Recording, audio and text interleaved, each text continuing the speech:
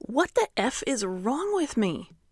Reading her post, typed in all capital letters, I could tell Alicia wasn't having the best weekend.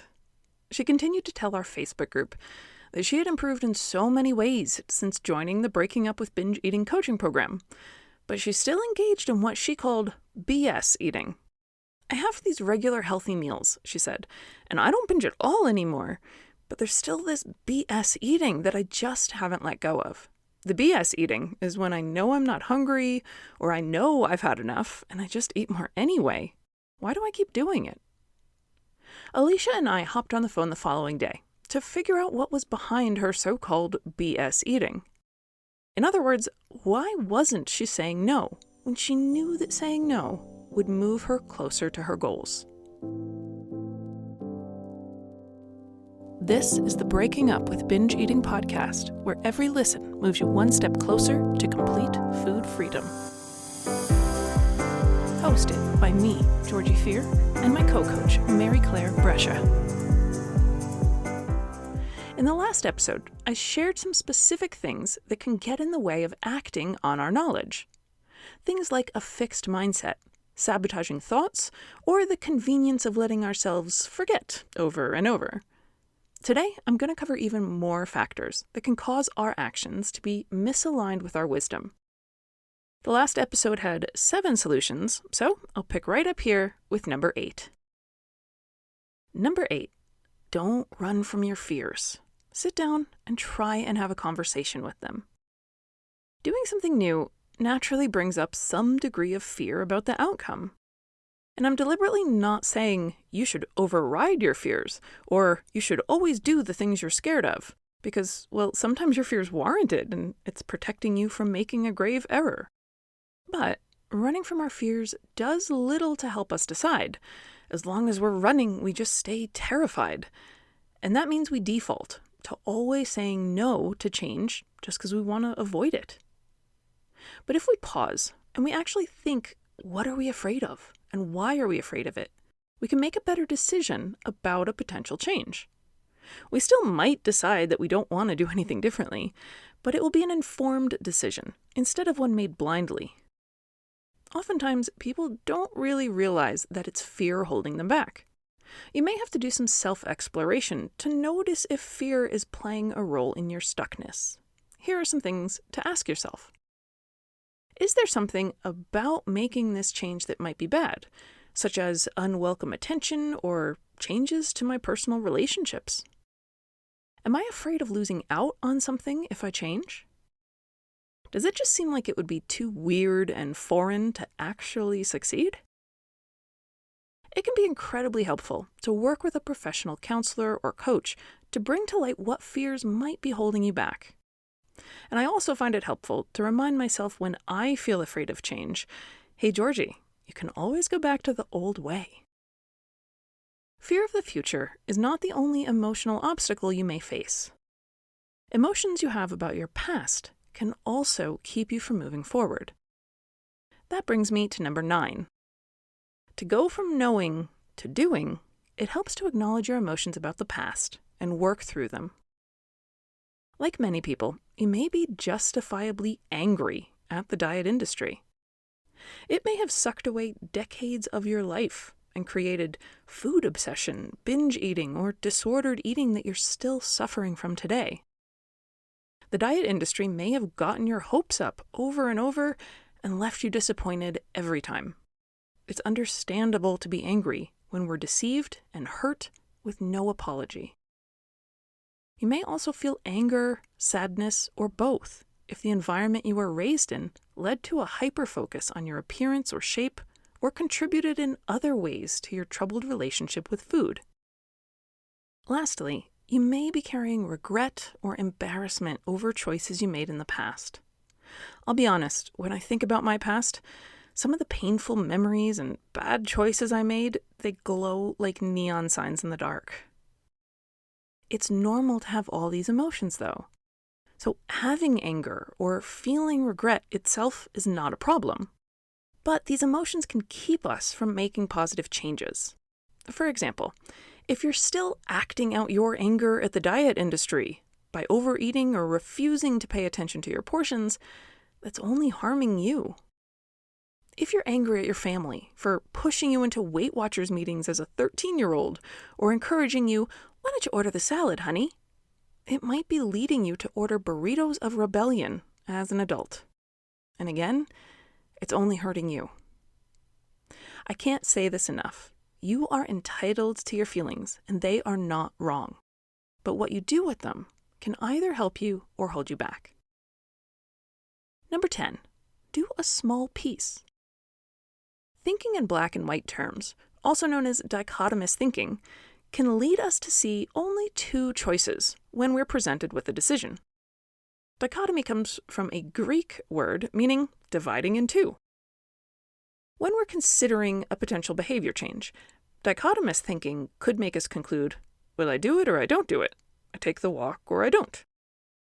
But this view has limitations, namely that it's often more manageable to execute just a piece of the larger whole rather than do nothing at all. As an example, let's say you're struggling to get yourself to exercise at the gym before work.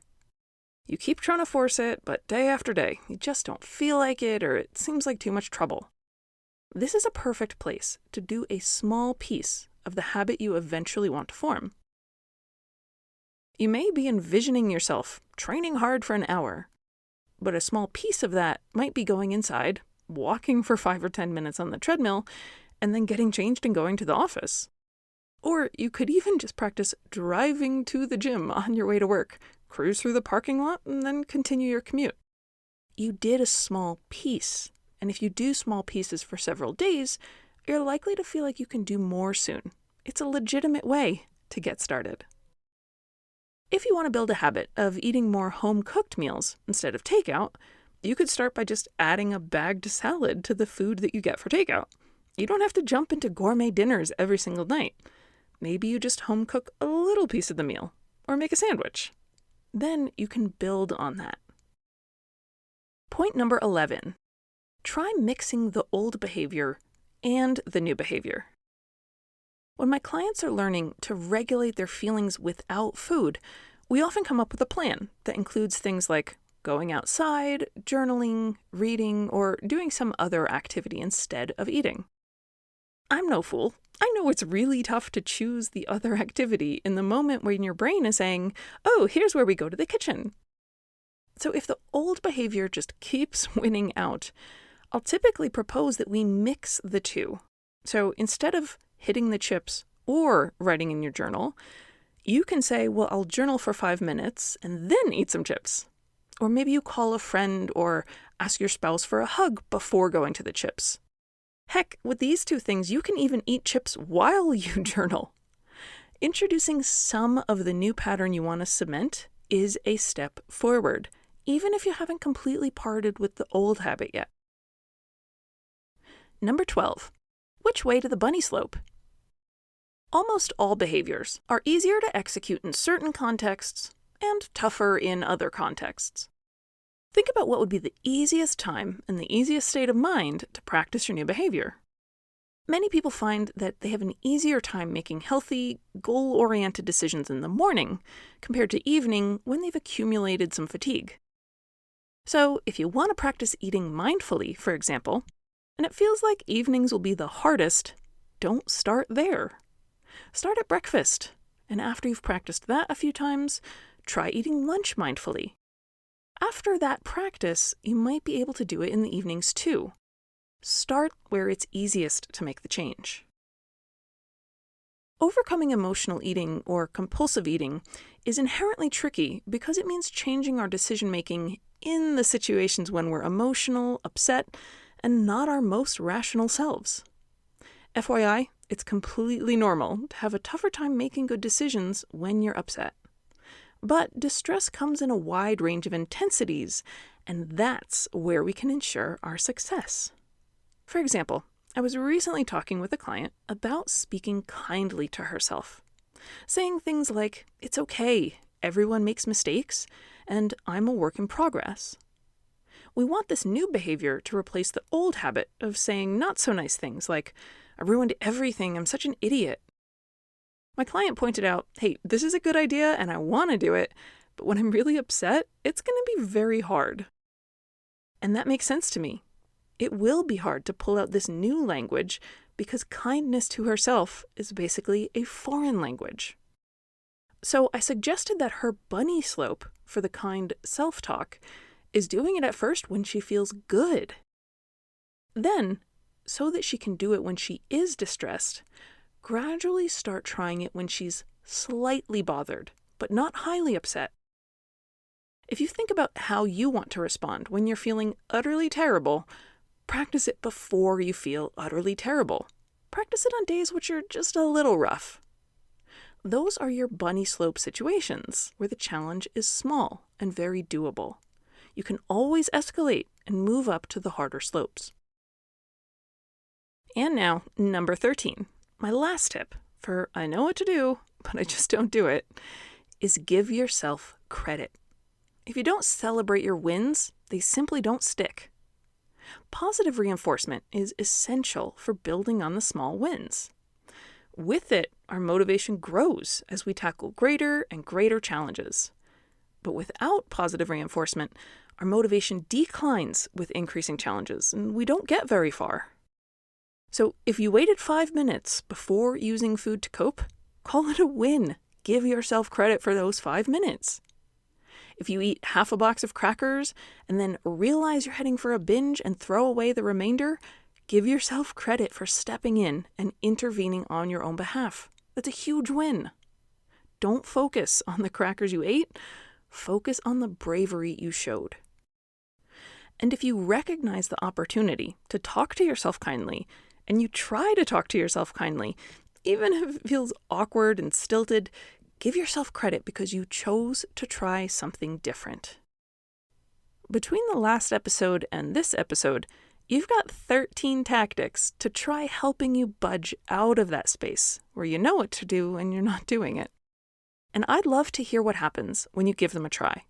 Did they work? Did they bomb? Let me know. My email address is georgiefear@gmail.com. And remember, I do this because I love to help people, so don't be afraid to reach out. Thanks for listening. I'll see you in the next episode.